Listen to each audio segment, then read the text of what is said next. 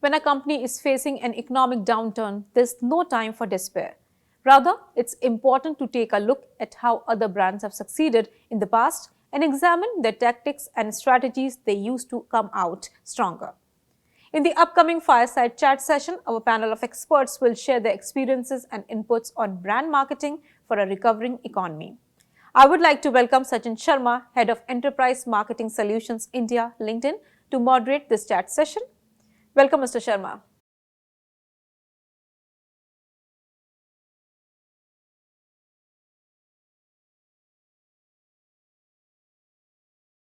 So we've talked enough about it, and the pandemic disrupted many well-established high-growth industries and sectors. But some not only recovered from the economic slowdown, even managed to boost growth and ride the recovery curve in a very impressive fashion. And it would be no stretch of imagination to say financial services, specifically mutual funds in India, displayed a lot of resilience to gain a new momentum, almost outpaced the prior growth in several ways over the last 1.5 years. Hi, everyone. My name is Sachin. I lead marketing solutions for LinkedIn. Today, it's an absolute pleasure to host this forum and the opportunity to dive into some of the sector-specific details and learn about their perspective on brand marketing. Now, we are very glad that we are joined today by two veterans of the industry and also key members of AMFI's Investor Education Committee. So the Association of Mutual Funds in India is dedicated to developing the Indian mutual fund industry on a professional, healthy, and ethical lines, and to enhance and maintain standards in all areas with a view to promoting and protecting the interests of mutual funds and the unit holders. It was set up in August 95, like I said, a non-profit organization, and today has 45 asset management companies registered with SEBI as their current members. So our two panelists today, I would first like to introduce Mr. Juzer Tambawalla. So Juzer, hi. He is the Director of Products and Marketing, Franklin Templeton, India, a seasoned asset management marketing leader with over 20 years of work experience.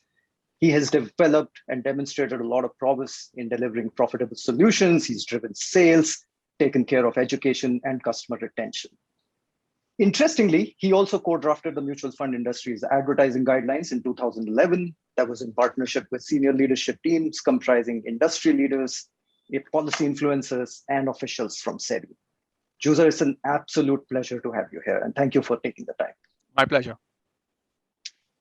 Our next panelist is Mr. Srinivas Jain.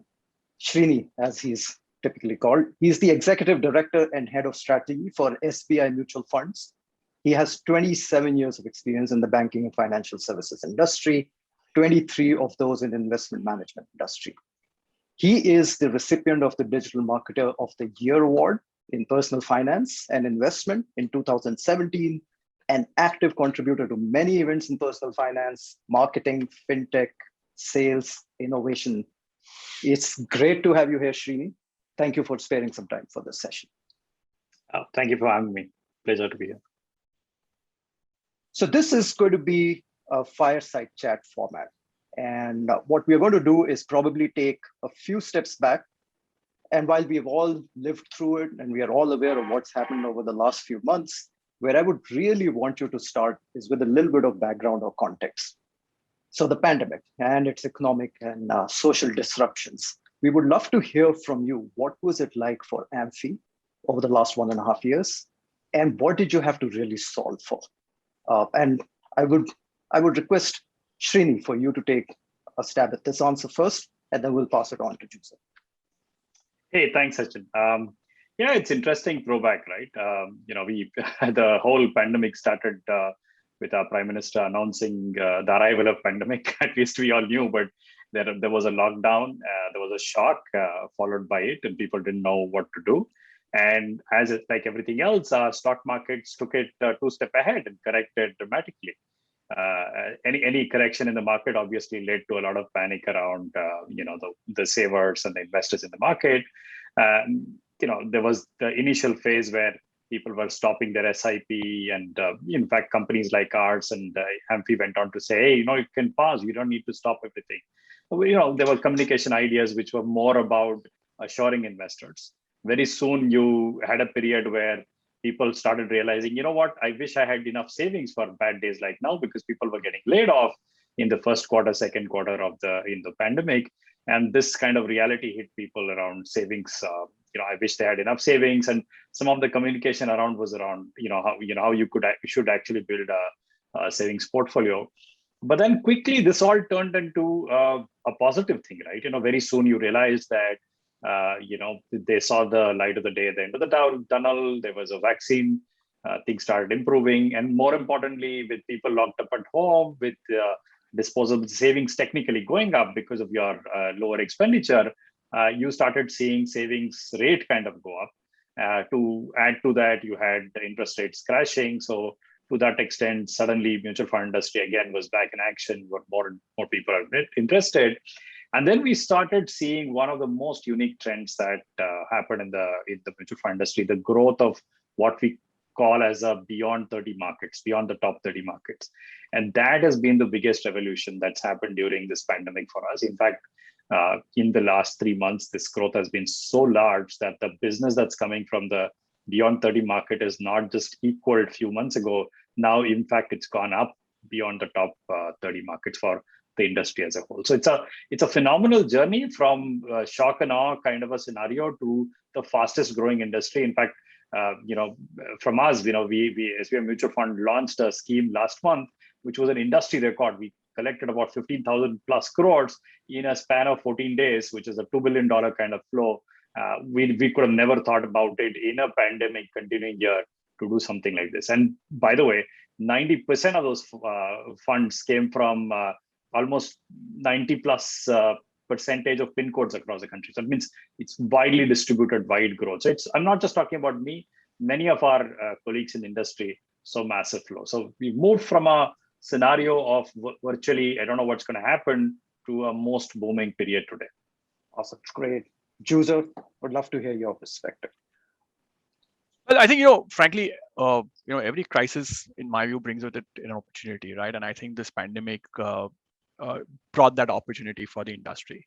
You must keep in mind that as an industry, we have invested aggressively in building a digital ecosystem. So I don't think there is any asset manager today which does not have a robust, online offering, which allows investors, even if there is no offline opportunity to interact, the opportunity to kind of go online, get to know of products, and actually go out investing.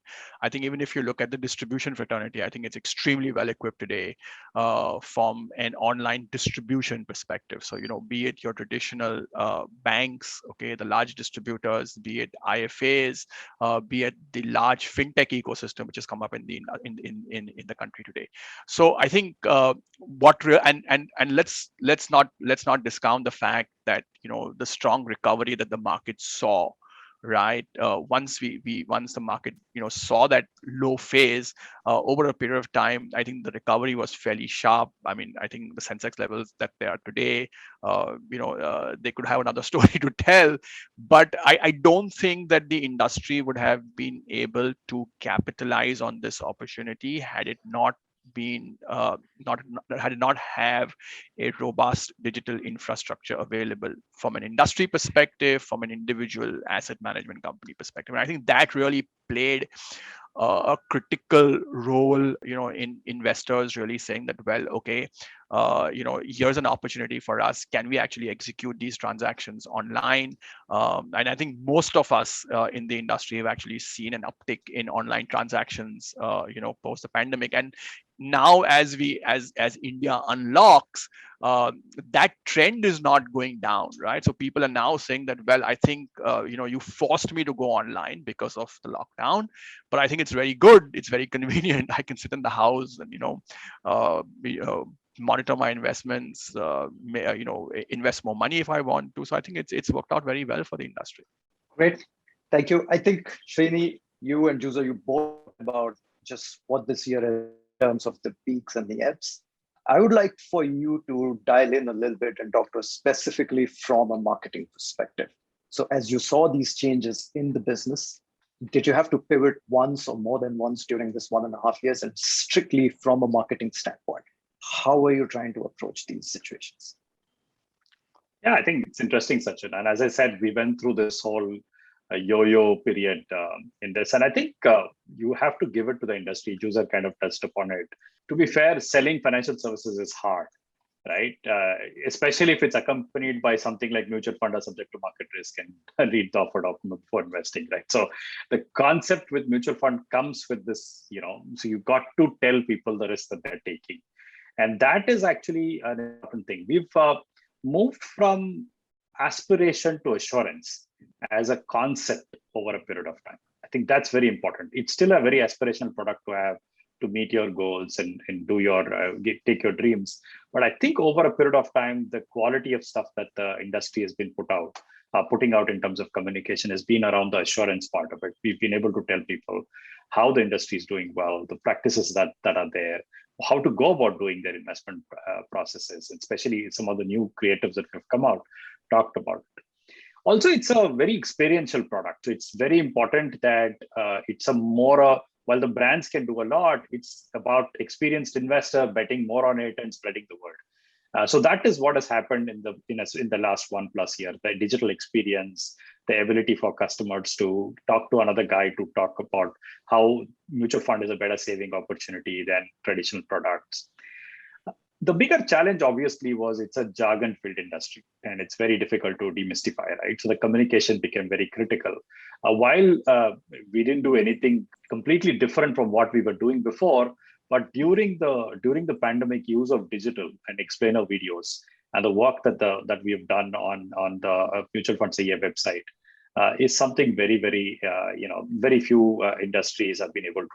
So the entire process was around getting more people to get educated, not just with 30-second brand ads, but long format videos, explanation content that were available on the mutualfundsia.com website. So these were some of the interesting stuff that we did, and many of them actually were very useful. Of course, now the eco structure has kind of taken over, right? So today you have mutual funds IA kind of taglines available on every other product that we buy, not just from Amphi, but from every mutual fund. You have those page turnover that we have created. That tags are available on across fintech platforms, digital tools. So yeah, we've created something that has now got lots of legs and have started going in different directions. But in the last 18+ months, it's been very interesting to see at least the digital experience going up significantly. Great, perfect. There's a lot of goodness, and it's a very interesting topic because the way we think about Amphi and what you are trying to achieve is not just brand building, but you're building a category from grounds up.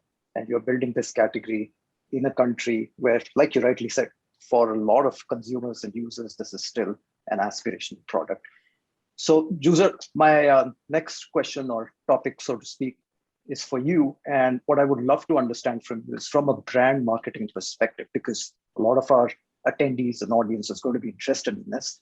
How have you thought over the last few years of overcoming the apprehensions, just that stalemate that you get into when the consumer has to finally transact and buy mutual funds? How have you thought of overcoming that barrier? And talk to us a little bit, because this is a very interesting case study, category expansion, what you've seen over the last 2 years. Talk a little bit to us about that. Sure. So I think I'll take off from what Srini mentioned, right? That, well, to a certain point, it continues to be a little bit of an aspirational product. And let me tell you that when we started this journey, it was even more of an aspirational product, right? But I think kudos to the communications team. I mean, J. Walter Thompson and all our communication partners, Miriam, so on and so forth. I mean, all of them have done, I think, a phenomenal job. And I think the theme and the idea that, well, messaging will be conversational. Messaging will not be about me preaching you, right? But you learning from somebody like you. So if you see all our messaging today, it's not got this fact that, well, there is some, suited booted banker on the other side, who's trying to tell you that this is what finance is all about, this is what mutual funds is all about, and you're doing the wrong thing. It's about somebody who is like you, who is telling you about that. So I think I think that would probably be that big base that got created. I think the second bit is that I mean, not that we knew of the pandemic coming, but we got down this whole journey of, building digital assets which will allow that conversation to continue. So, for example, I think very early movers in actually having multilingual websites, right? I don't think anybody in the industry today has a multilingual website. I don't know of anybody, but today, I think, at least from an Amphi perspective, we have 4 or 5 languages. The website is translated in those languages, right? We also continued the conversation that happened on TV or on print in explainer videos in the similar manner. So it continued to be a conversation. It continued to be somebody who you're talking to, who's talking to you, who's like you. I think getting the bot organized, right? I mean, we had a bot very, very early on the journey on the website, which allowed for those conversations to continue. And even today, as we speak, there are thousands and thousands of people who talk to us via that bot, ask us questions, and we kind of try and answer as many as we can. So I think, from an Amphi perspective, we were very clear that this cannot be, only TV, only print, only mass media, but we needed to make sure that that conversation continued at different milestone points, at different journey points, because I think the investor is not only reading the newspaper or watching TV. I mean, for example, what happened in the pandemic, newspapers pretty much shut down. There were hardly any copies. You had to, for at least for the first 4 or 5 months, you were just reading the newspaper on a digital copy. But because we had some of these digital assets set up well before time, right? And purely with the perspective that if you want mutual funds to become a product for Bharat and move from what it was maybe 3, 4, 5 years back when we started this journey, where it was still a very metro-centric product, we had to kind of take some of these steps. So I think today the fact that Srini says that for the NFO they had investments coming in from 90% of the pin codes in the country, I think some credit would need to go to Amphi and the work that Amphi and its members have done and supported, and this industry kind of look at together, right? To say that, well, we don't want to kind of focus our attention on the big boys and the big metro cities, because you may get lesser money from a really small town like, say, Jharsuguda, right? But the customer over there is important. We want to talk to the customer in the language and the tonality of voice that he understands. And I think that's really honestly helped Amphi and helped building this category in a very, very, very, very big way. And we continue that journey even today, right? So today, for example, we could have got celebrities right up front, right? I mean, what would have stopped, saying that, okay, fine, let's get Sachin right up front or Dhoni right up front. But I think the conscious decision was to say that, well, no, let's start with conversations, because the moment you get a big celebrity, then again, you're talking about the fact that, well, I'm the expert, you're not, right? But we went down that path, and I think that's worked out very, very well for us. Great. Now, we are all practitioners of the discipline that's part science, part art.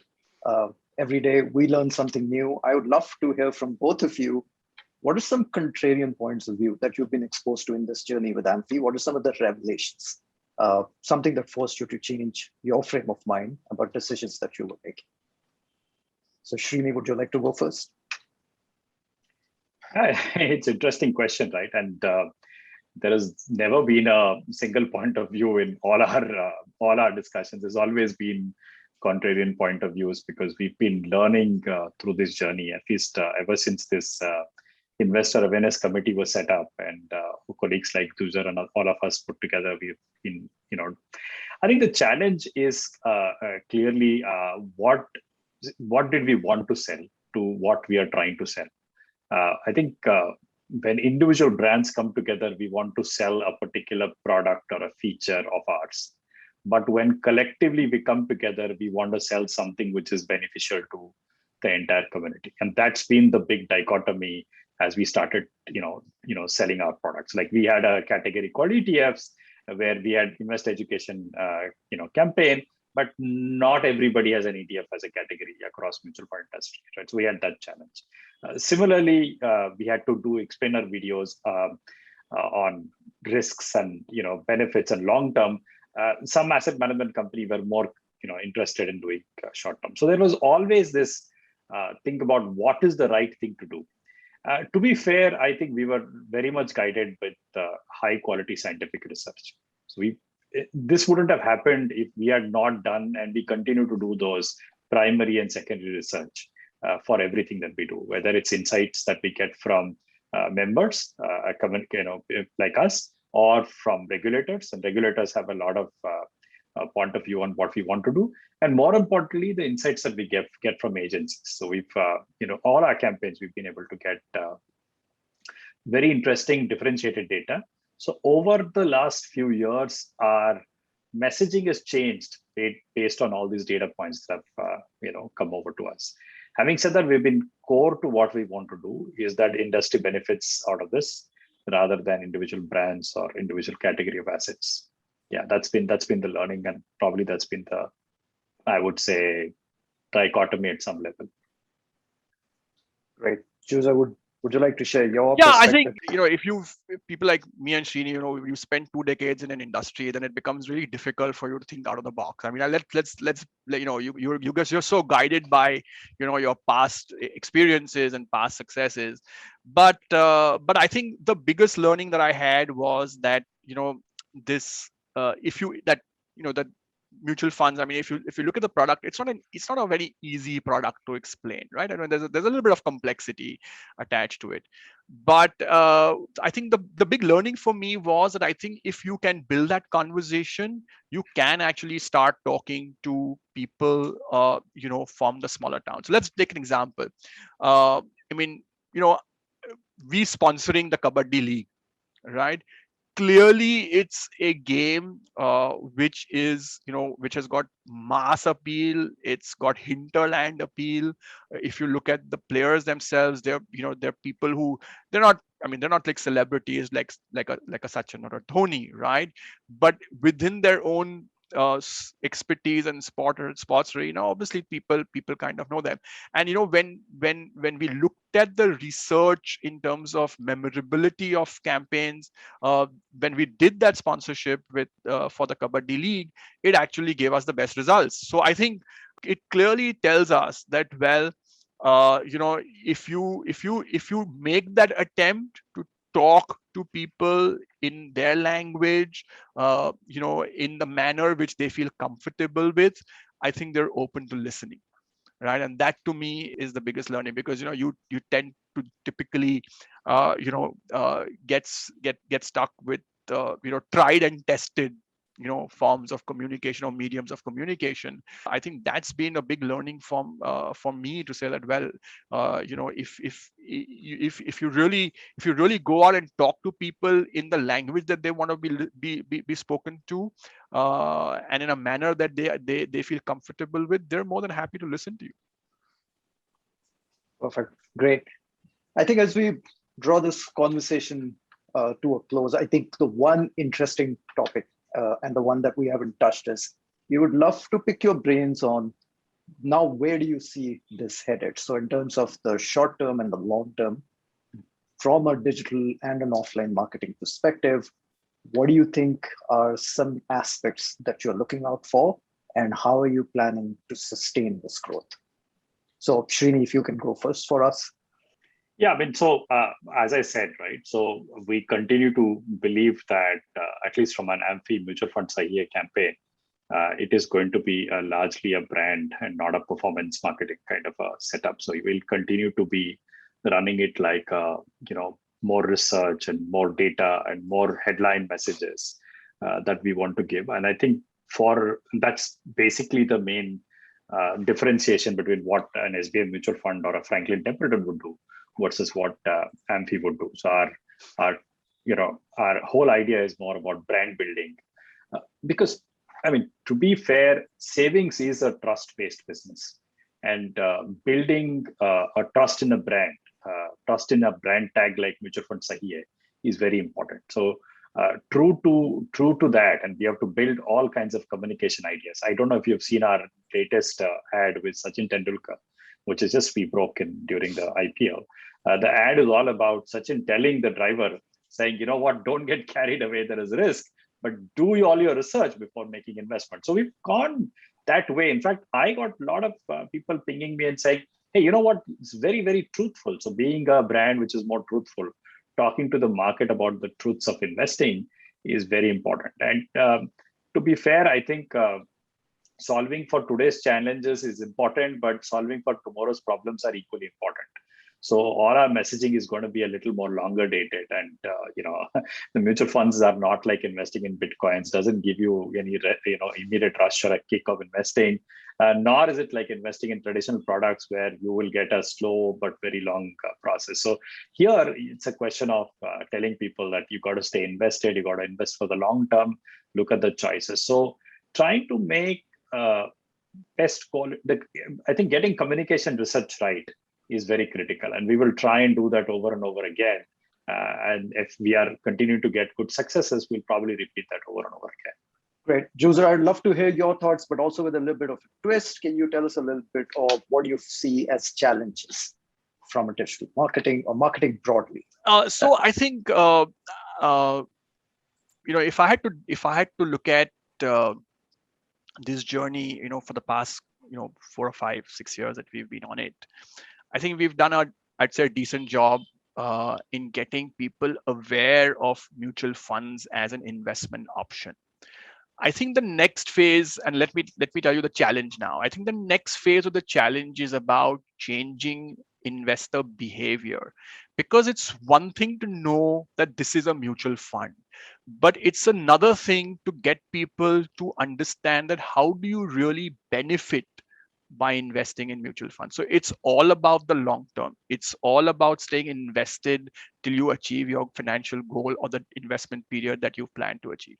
It's all about telling people that, well, every time the market corrects, it's not about risk. It's actually an opportunity. Stay invested. Maybe if you have a little bit more surplus, put it.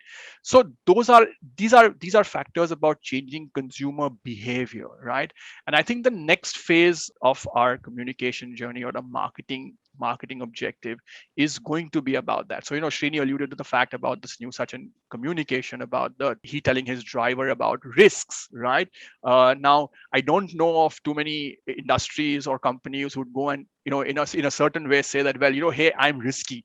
But I think it's important to go out and tell that, because that's the only way will you be able to, one, build trust, two, change mindset. And I think that should, in my view, would be the next phase of this journey with mutual funds are here.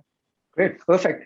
I think there are many, many takeaways from this conversation, but I would like to highlight a few. So the 4 that I captured, just made some notes, is I think the one part that stood out really for me was helping your customers move out of that freeze mode. Initially, when the lockdowns were imposed, a lot of people wanted to withdraw and they weren't sure what to do, even with their SIPs. So I think your conversations have enabled them to move out of that state and to look at an industry with slightly different perspective. I think the other big takeaway for us is just helping the customers understand it is not so much the aspiration, but the assurance that the product comes with. And that conversation's been very beneficial. So in a way, you've been able to reinforce that confidence in the product. And doing so by not going with celebrities in the first phase is a fairly powerful message in itself. I think there's been a lot said about trust in brands and how new transactions post the pandemic users are looking for trusted brands. In fact, McKinsey calls this the flight to safety. I think that has been done really well because there's been a lot of education, conversation, and we love the aspect that you speak to your customers in a language that they understand. You speak to us, our customers on our platform, because they're professionals. You speak to them in their mother tongue. You try and explain the message to them and make it really, really easy for them. And Juzer, thanks, Srini and Juzer, for talking to us about the future. Right? So there is going to be a gradual shift from education to benefits, which is such a key message for brand building, is that you've started by building trust, by educating customers. Now you started talking to them about what is really in it for them. So I think very great conversation. I think I've taken away 4 or 5 big points, and I'm sure it'll be very helpful to our audience. Once again, thank you so much for taking the time. I know you're terribly busy today, but we really appreciate your being in this forum with us. And thank you so much again, Srini and Juzer. Thank you, Sachin. Thank you. Pleasure is ours.